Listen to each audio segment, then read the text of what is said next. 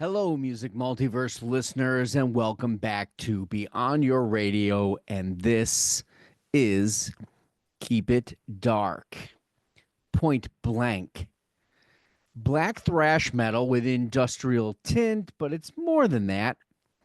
When you have this interesting, heavy metal blend from the Brazilian badass of Sepultura and the mind behind Soulfly, Mr. Max Cavalera, engaged with fudge tunnels, creeping Melvin approach meets the sludge of the era, and of course, a hint or two of, or three of noise rock.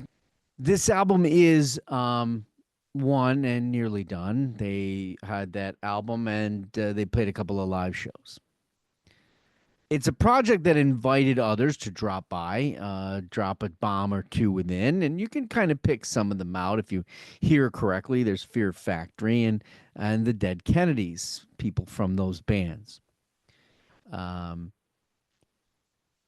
we're talking Roadrunner Records here. So, duh, this is gonna be what it's gonna be. And it celebrated 31-year anniversary just a few weeks back on March 8th. So we're talking 1994. 24-hour bullshit.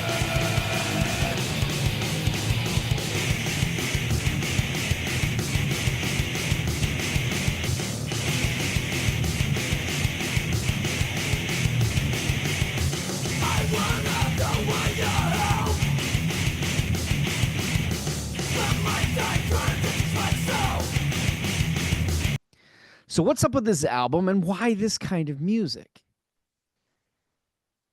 This album's harshness, hardcore tempo, and additional shredding is the basis for grinding anger, bitterness that blends itself to a darker social awareness.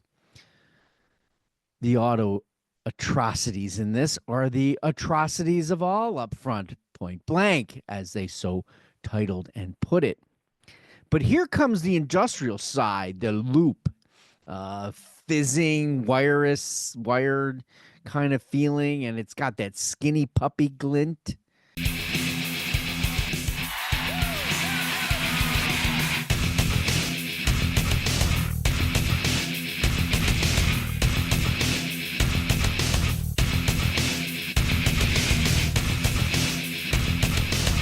And heavy distortion, for sound effect or for like an atmosphere that's not so comfortable. Whether these are purposeful uneasiness before the continuance of Barrage, one could speculate, but you definitely know they work all together because the drums and the shreds find their momentum again and again. Of course, then there's this punk side. It's punk attitude and delivery that seems to be like bitterly raw and grinding on purpose. It's kind of like it's driving out anything that might be considered melody. Although it's there, but it's in the blackness. They spare everything in production. That's right, truly. They advance nothing. They keep it extremely raw.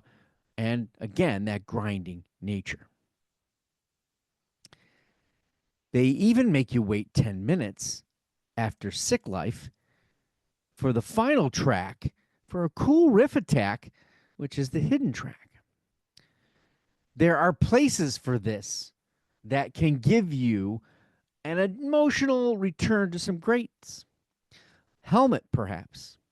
The speed and samples and rhythmic intensity with shred kind of has that static X in places, but not in the vocal accompaniment.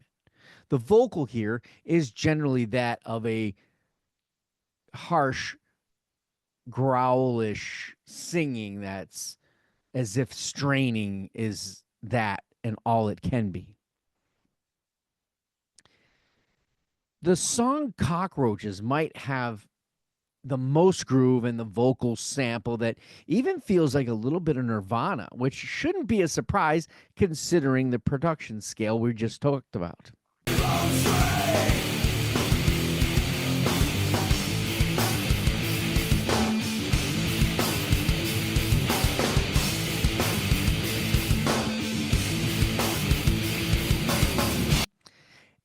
It has a rap speak metal trap in it as well, where the bass, gets to have its way, which is great too, and especially in this kind of dark, hardcore, grindcore metal heaviness that's going on. There's even a wickedly odd metal guitar solo in World of Shit, if you get that far.